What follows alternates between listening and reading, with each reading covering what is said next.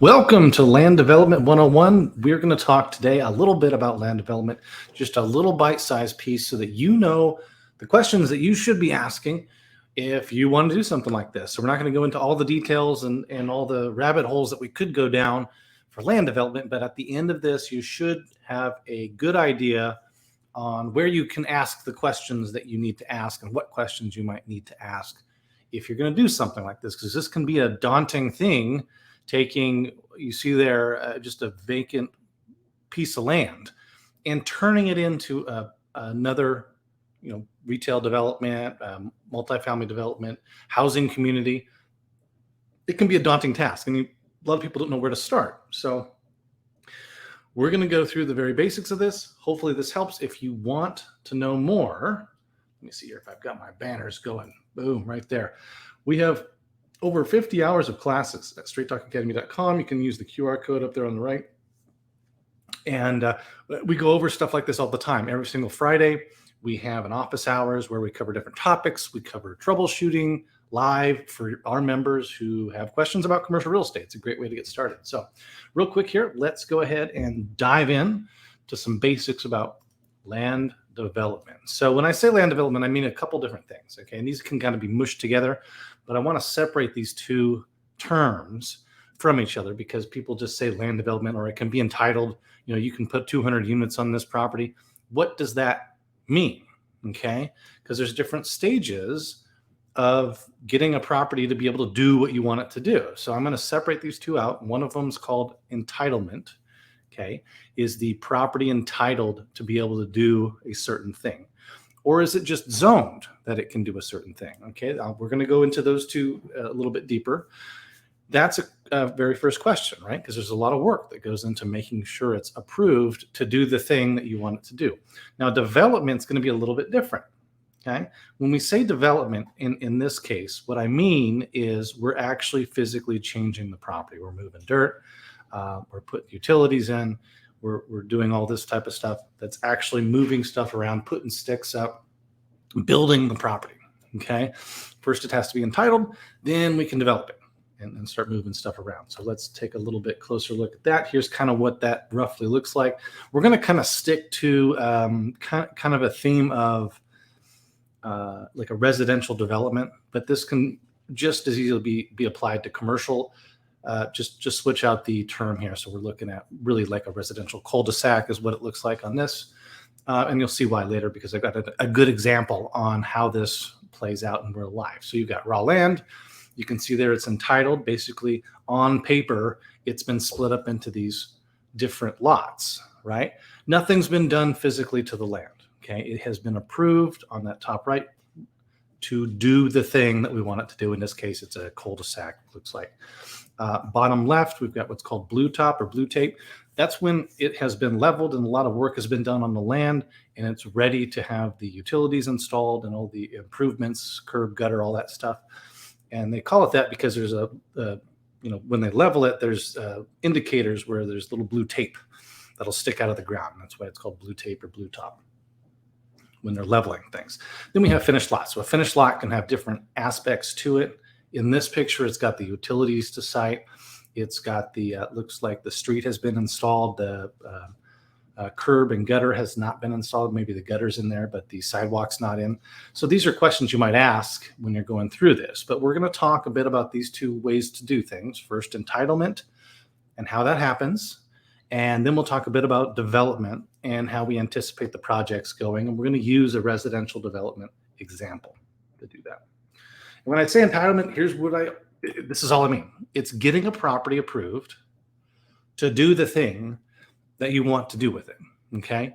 I can have let's say I've got a corner lot on an intersection, right? So a really nice corner lot in an intersection. I'd like to put a funeral home there. Can I do that? I don't know. What's it zoned as? Maybe it's in the middle of a residential community. I've got a lot that's in there. Can I put a funeral home there? Right? So it's different than just being zoned residential or commercial or industrial or agriculture. Each of these different zonings is going to have different levels to it that are what's called permitted use, and conditional use. Okay, so the city or county has decided that they would like certain things in certain areas. They want this type of commercial area over here. They'd like a buffer zone with maybe some residential over here, and then on the other side of the commercial, maybe there's some industrial, so that the commercial provides a buffer zone. They've got all these plans, right? So the city planners planning out what they would like to see, and then they zone the lot to do that thing. Okay, so it could be a permitted use. So in the middle of this residential community, maybe I can't build 5 to 10 units, right? Maybe the density is not allowed for me. Maybe I can, perhaps, depending on the size of the lot, build 2 houses on it. Depends on the zoning. You've probably seen stuff like R1, R2, R3, that kind of stuff. That pertains to how many living units I can have on that parcel or per acre. Okay. Some jurisdictions out here, I've got a jurisdiction called Loomis. It's a city out here. It's rural. They don't want any more than 1 house per 5 acres out here. They don't allow us to really make big master plan communities because they want it to remain rural. Okay, and we'll go into a bit about how to determine what zoning is. So here's what you'll look at when you're entitling it, and we'll go into the zoning and all that and how to look at it. But when you're considering a property for entitling it, there's money involved with that. We're going to look at the zoning. Okay, is it zoned to do the thing I want to do? Is it a permitted use? And I'll show you what that means. And then if it is a permitted use, or even if it's not, the city's going to have what's called a general or a specific plan. So a specific plan would be for a very specific area of the city, right? So an area, like a section of it, a neighborhood, if you will. And then the general plan is going to cover the whole community. So sometimes communities only have a general plan. Sometimes they also have a specific plan. And these are going to say, hey, we know that these are all zoned this certain way, but right now, because things are changing, we would actually like this area to be commercial, even though a lot of them are zoned residential. This area over here, we'd like to build high density housing, even though it's zoned low density. And what will end up happening is even though it's not a permitted use, their plan is that they would like it to be this other use. Okay, so if you have I'll show you an example here in a moment, but if you have like a mobile home park in the middle of a high density residential area, you could get what's called a variance, which says we will allow you to do something to this property that is not what it's permitted to do, because in our plan, we want it to be high density housing, right? Or you could rezone it, right? So they'll be much more likely to want you or be able to rezone it if it is the use that they would like to see, if that makes sense, right? Okay, so let's go here. What else we have here? All right, so before we go to tentative map and this type of stuff, let's look at zoning real quick. If you have a property and you want to look at it and see if it can do, whatever you're looking to do with it, I'm going to pull this up here. There we go. Okay, so all I've done here is I've Googled in here West Sacramento planning. Okay, insert your city or jurisdiction. If it's in the county jurisdiction, county blah blah blah planning, and that's where we're going to go. We're going to go to the planning division, and they're going to have general or specific plans. They're going to have a zoning ordinance. Okay, let's see if we can find it here. And I haven't been on here, so this is just doing it live. Planning division, planning documents, zoning ordinance. That's what we want. Okay, this is going to tell us what we can or cannot do. Okay, you see here, I've clicked on zoning code. I think I have to reshare that, so bear with me. Yeah, got to reshare that. So bear with me 1 sec. Let's go ahead and open up that tab. Share that. And bear with me one.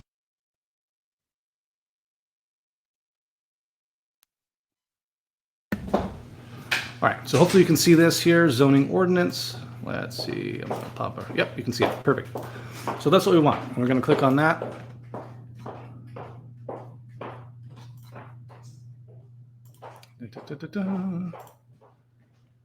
All right, again, I'm trying to do this live so you guys can see how easy this is. I just have to share the right tab here. There we go. All right, so here's your table of contents. You're going to notice it's 321 pages long.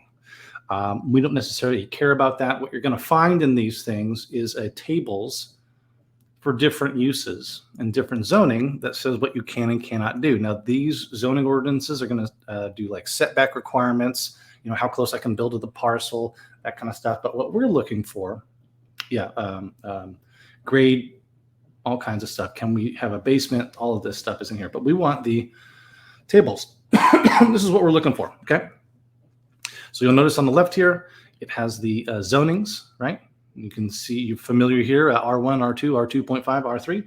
And right here, this is the zone name. This is what their intent is, right? So R1, R2, R3, blah, blah, blah. It's got multifamily, high density, medium density, and one family homes is what that means here, okay? And we'll just stick with that. So it's got the different zoning, and then we're going to have permitted and conditional use stuff, okay? So you'll have this table here. Okay, so this is agricultural zone. Let's go to all the way down to residential zones. Okay, so this is where we'll just kind of stick with the same thing. Residential zones, how dense can we build it? You've got P for permitted use, M for minor use permit required, C conditional use permit. And if it's got this little asterisk or nothing, it's not permitted. Okay, so it's going to have uses here on the left, and then can we or can we not, depending on the zoning. So RE, RRA, R1, R2, R2.5, R3, right there. Can we or can we not do it? Okay, so we see your single unit dwelling detached. It's permitted in all of these except here 2.5 and 3. If you remember right, these are basically multifamily zonings. So can I put a single family home on a multifamily zone or a high density multifamily? They don't really want to see that. But they might. So there's a minor use permit and a conditional use permit. So you can submit some paperwork with the city saying, hey, I'd like to build my house here. I know it's zoned high density, but here's why you should allow me to do it, basically. Okay. So you can see here the single family home areas do not allow 2 units or multi-units, but they are permitted for the larger properties. You've got other uses here. Daycare, small or large daycare, permitted. Mobile home parks, conditional use on the high density multifamily, not allowed on these smaller, single family homes.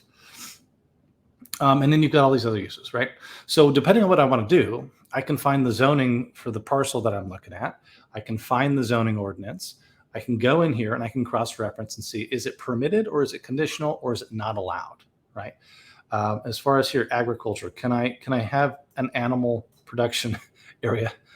Actually, in the single family home zones, it's conditional. So I could probably have a couple chickens or something like that. They're probably going to tell me what they will and will not allow. As far as the high density multifamily, absolutely not. Can't do it. Okay, so here's where we're finding out, can it do the thing I want it to do? Okay, and that's where that comes in. And then let's jump back over here. Let's go ahead and back on here. Okay, so that's where we're going through the zoning. Can it do what I want it to do? Does the specific plan say, hey, I know it's not zoned like that, but we would like it to do this? If that's the case, then you could apply for some, changing of the zoning a little bit, right? But once we're there, we then start to look at spending possible money. We're going to do studies, phase 1 environmental, right? Eventually you're going to do stuff like cultural studies, right? Is it a sacred Indian, religious site? Stuff like that. The site I'm going to show you today actually had that problem. Some of the cultural heritage zone overlapped with the project, so we actually had to abandon it. We couldn't proceed because it was ineffective, cost ineffective at that point. But once we've gone through here, we're going to start to look. I'll show you what these look like. But while we're entitling it, what we want is we can submit it eventually for tentative map approval. So we've got all of the elevations. We know what it wants to look like. We know what we want to build. Here's where the roads are. Here's where the utilities are. Here's what our studies say. Mr. City, can I do the thing I want to do? I'd like to build this. Here's what it'll all look like. I've spent X amount of dollars. Is that okay? Eventually, they'll be back and forth at that point. Eventually, they'll say yes. Oh, by the way, TTM, tentative map. Tentative map. Okay. There's two stages here: tentative map and final map. Right. This is that paperwork we're talking about. Right. On paper, this is what it looks like. We haven't moved any dirt. We're just doing paperwork. We're submitting to the city saying, hey, I've checked all the boxes that you wanted me to check. Can this be approved as a project? And then eventually they will approve it with conditions. So they'll have conditions like you can do this, but you have to see all these overhead power lines. When you do this, you're going to have to pay to put them underground. Okay. We would like you to extend the sidewalk out 200 feet when you do this along your property line. We'd also like you to install a stoplight right there at your cost. Okay. And these can be big or small requests. I've seen with master plan communities, they want you to, there's park space. We want you to build a fire station, that kind of stuff. There's all, open green space. There's all kinds of conditions that'll come along with this, but that's the process. Submit it. They approve it with conditions. You meet those conditions or agree to those conditions, and then you resubmit for a final map approval. There's different plan check fees and other fees that are associated. I'll show you the lifetime progress of what a project might look like from beginning to end and how that works. But that is how you go from raw land over to final map. Now, we haven't moved any dirt yet. We've just been entitling the project. Okay, and I'm hoping this makes sense. If you have any questions, feel free to type them in the comments below, or as always, join us at Straight Talk Academy, and we will be happy to answer your questions every single week. Here's a project. Okay, this is a good example I'd like to use. This is an entire city block in Western Sacramento that was zoned as a mobile home park. You can see there it's got one mobile home left on it. So we know the utilities are to site, right? Utilities are to the site. The specific plan that the city had was that they wanted this to be high density multifamily, and they have been very friendly with 3-story up builds. Okay. So you can see I just put this together real quick. Some different projects going on. You can see the subject there in black, and then all of the stuff around it that's going on right now. So this was a very friendly environment to build something like this. Here's how that might look. Hopefully you can see this. If not, just kind of zoom in or go to the full screen. But here's kind of a timeline and what the cost would be to bring it to this. So we said, hey, first due diligence period, we're going to do a phase 1 and some other stuff that'll cost us about $10,000. That's our exposure at that point. It'll take 45 days to kind of get all of our stuff. You can see there task items, clear soils report, which is from the environmental. And then we're meeting with the city on the feasibility and what they would need from us to get to tentative map. Okay, this is 45 days. If we then decide that's feasible, a lot of times you'll have what's called pass-through money. So we would pass through $50,000 at that point, non-refundable, toward the purchase price. And then over that next, 6-7 months, it would cost us about $750,000 in what's called soft cost. These are engineering reports, plan check fees, building elevations, architectural. We're starting to put the picture together for the city to say, yes, we like the way you built this. We like the architectural design that you have, but you can do A and B and C. Here's where the tentative map comes in. They'll approve it at tentative map, but with conditions to bring it to final map. Maybe they don't like the architectural and they want us to adjust it. Okay. But that's all part of the cost. So there's soft costs that where your engineering, your architectural, different plan check fees. That's what it'll take to bring it to tentative map. Now with multifamily and with development projects for houses, you see there I've got it says paper units or paper lots. Whether it's multifamily or if it's like a little community of houses or condos, we can then assume we've spent the time and the money to bring it to tentative map. We can assume there is a value above, ideally, the cost to get us there, right? So this would be an exit point for us, depending on what we want to do. We could, as a profession, we could just entitle stuff, get it to final map or tentative map, and sell it to someone at a price per paper lot. Okay, people do that all the time. So you could exit here. You can see I've got an exit point, 1.59 gross profit at tentative map.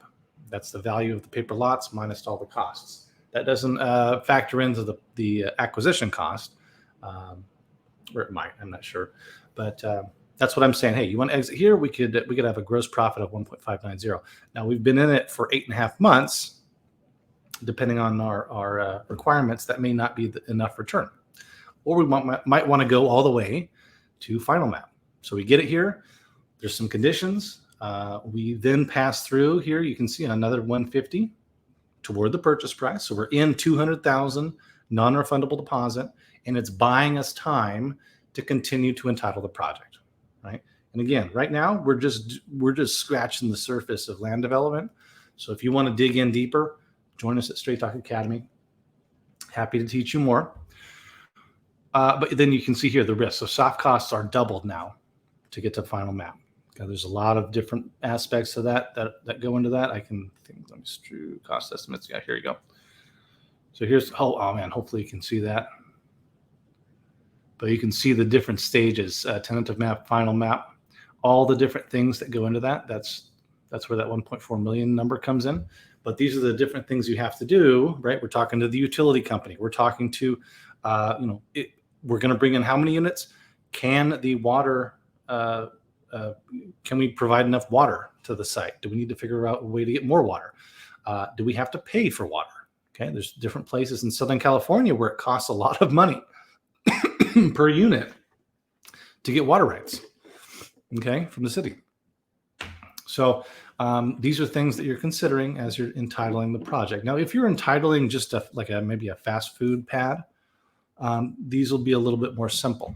Okay, a lot of this is directed toward a residential development, but you can kind of see what you're going to have to go through as you move along. Okay, so we're down there at number 3. Got another 30-day extension. We're going to bring it all to final map. Now our paper lots are worth $60,000 instead of $36,000. Okay, our profit at this exit point, if that's what they're worth, jumps from 1.59 up to 2.5. Okay, for an extra 30 days. Now we've also sunk another $750,000 into it at that point. But that's what you have to do. Okay, now we start moving dirt. Okay, we're going to close escrow and we're going to start moving dirt. Okay, that's where, if you remember from the other slide, where we have raw land, entitled land, and then we have the blue tape. Now we're going to bring it to blue tape, where we're leveling things, we're clearing it out, getting it ready, pad ready for the utilities and everything else that's needed. We're saying here, how much do we have? Risk 2.8, so our purchase price was 2.8. That's when we sink the 2.8 into it, right? So a purchase price.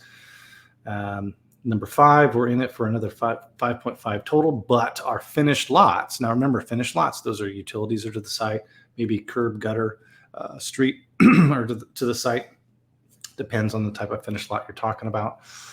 We're saying now that we're in it for this amount of money, our value per lot has gone up to $75,000 per lot or per unit.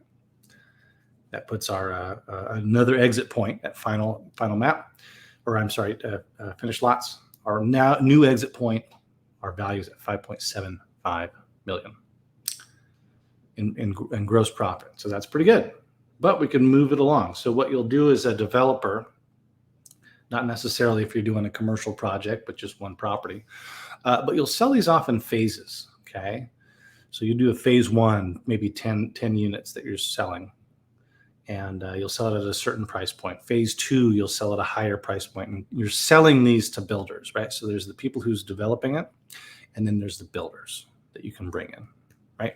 So we could bring different builders, and you've heard of all the national builders that can come in, and you can sell the paper or the finished lots to them, or you could sell them at paper lot, and you sell them in tranches, different phases. And usually what a developer will do is they'll save the last phase, the last 10 lots or whatever for themselves, because what will happen is the prices will continue to be driven up by the builders. Okay, every phase that you sell, you're going to sell it for more, and the price will go up for the finished product every time as well. So you being at the end, after you've done all this, you can see here 36 months gross profit after everything's said and done, 18 million. Okay, that doesn't include our holding costs and some other stuff, but you can see how each stage you have bigger opportunity if you're willing to spend more money and more time to get there. And hopefully that makes sense. Let's see here. What else do we have on this? I think that was it for this. And we had, what else? Here's what a pro forma might look like. This is where some of those numbers came from, but we're making assumptions. You'll probably see something like this as well. So here we've got profit, financing, add back. So this considers a lot of the profits and stuff like that. Okay, so we're there. Again, that's where we were just now entitled. We did the blue top, we did the finished lots. And I think we just had that discussion right there that I'm talking about, where we talk about what do you do? You get it to final map. What do you do? Do you sell it? Again, that's an exit point. You could sell it. You could sell some of it and then keep some. But another thing to consider are their fees for at this point. So once you are ready, there are fees per unit to start putting up sticks, is what they call it. Whether that's multifamily or single family or retail or like a fast food place. You're going to have to pay, and you'll know this in the first due diligence period, what it's going to cost once you're ready to start putting sticks up, because you have to pay for that. Like I said, the fee for water in some places is astronomical. Might be prohibiting you from building more, right? Because they don't want more because there's a big strain on the system. So you'll know all this ahead of time, but all of these will have a fee attached. So you've got your different utility fees, you've got the plan check fees and fees to approve the final building of the site, all kinds of stuff. Finished lots phase build out. We just talked about that. So that is what I wanted to talk about today. Hopefully this helps you with development a little bit. If you want to learn more, join us at straighttalkacademy.com. There's that QR code at the top there. And hope to see you there. If not, stay on our YouTube and we will keep bringing you videos every few weeks.